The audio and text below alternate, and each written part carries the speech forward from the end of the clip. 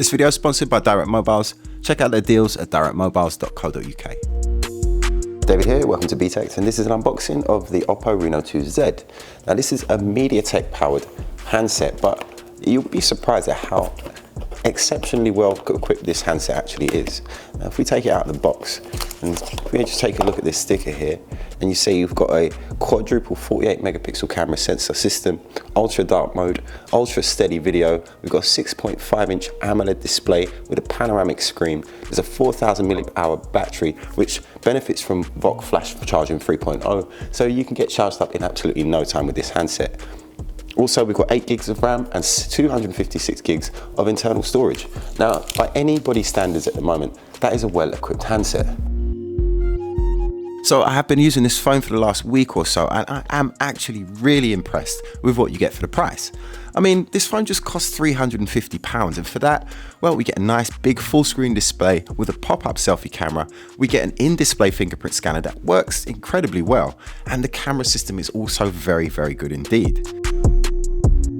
The camera is a 48 megapixel main sensor with an 8 megapixel telephoto, and that's backed up with a 2 megapixel depth sensor and another 2 megapixel for macro shots. The device is powered by the Btekt Helio P30 processor and has a very generous 8 gigabytes of RAM, plus an even more generous 256 gigs of onboard storage, and there's a 4000 mAh battery. I mean, whichever way you look at it, these are flagship specs, but for £350, I think this is one of the best equipped phones that occupy this price bracket.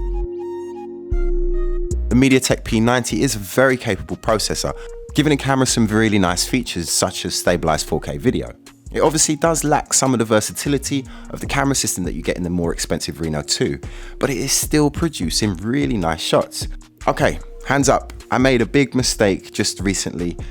I mean, obviously you can tell by the footage that I picked this phone up at the Btekt Executive Summit in San Diego. They brought me and many other YouTubers out to the beautiful Coronado Island to tell us about their business and some of the things that they were doing in the coming months. A full video about that will be coming out very soon, once the embargo lifts. So how did I mess up? Well, while I was in Coronado, I took lots of pictures and video with the Reno, but when I got back, I managed to delete them somehow. So I lost a lot.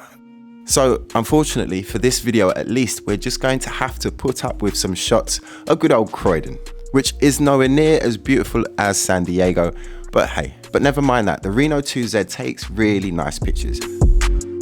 We can take a closer look at the camera and we get 3 shooting modes on the main screen: video, photo and portrait. We also get another 5 shooting modes if you click the tab on the left. These are night, pano, which is panorama, expert, time-lapse and slow-mo. The slow-mo can be shot at either 720p at 240 frames per second or 1080p at 120 frames per second. Expert gives us a fast shutter speed of 1/8000th of a second and a long exposure of up to 16 seconds. The ISO, however, is quite disappointing and maxes out at 1600. But I think what I like most about the camera is that the HDR effect is very strong and it delivers very natural looking colours. The sharpness and detail is also very good without tending to over sharpen, which sometimes these 48 megapixel systems can do. The 2 megapixel depth sensor gives pretty standard portrait performance. It is capable of isolating the subject fairly well in most situations. The video is also very good. No 4K 60 frames per second, but you do get very nice stabilized 4K video at 30 frames per second if you turn on the ultra steady in the menu icons at the top. Also at the top, quite weirdly, is the button to switch to the ultra wide angle lens, which I find bizarre, and it actually brings me quite neatly onto the software. It runs on ColorOS 6, which is based on Android 9. It does throw me slightly though, because you see, although based on Android 9, it is actually quite a little bit different to that base version. In fact, it's very different to most other phone software. Visually, it's different. Swipe right from the home screen and you get the Smart Assistant, which gives you a selection of cards to choose to put there, although I find it quite a limited selection of content that you can use. In the top right hand side of the screen is a little tab, which will give you a quick menu to access your files or your screen recorder, but you can also add whichever apps you want to appear here. The drop down and settings menu has a very different look to most other Android 9 versions, and has some menu items that most people won't be too familiar with, such as the convenience aid. If you tap it, you'll find a way to turn on the navigation gestures, and it gives you an option of 2 different types. Swipe gestures from both sides is similar to the gestures that you find in Huawei smartphones right now, letting you swipe in from the left or the right to go back. Swipe up and hold to get your list of recent apps, or just swipe up from the center to go back to the home screen.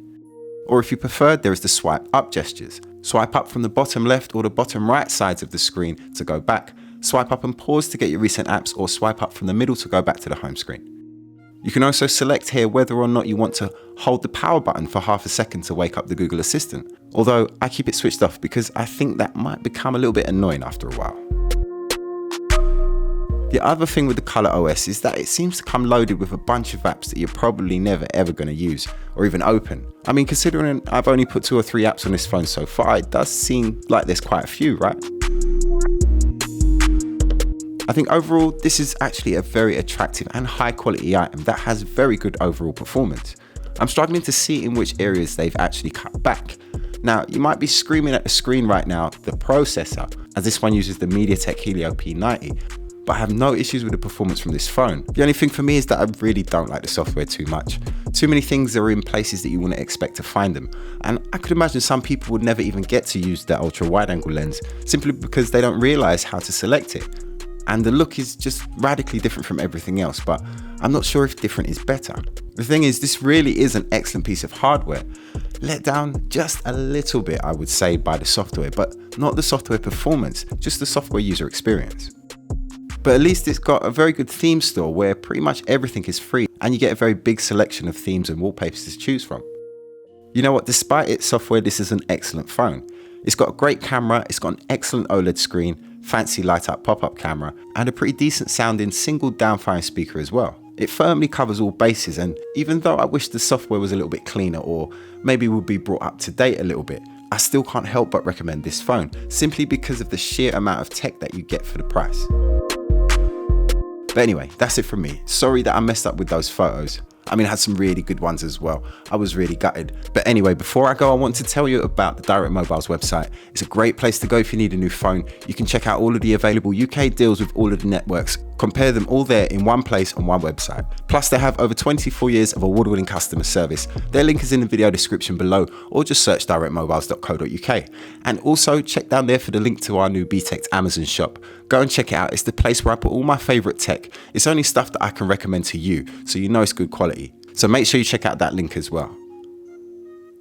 Follow me on social media. More news and reviews on the way. My name's David. This is Btekt.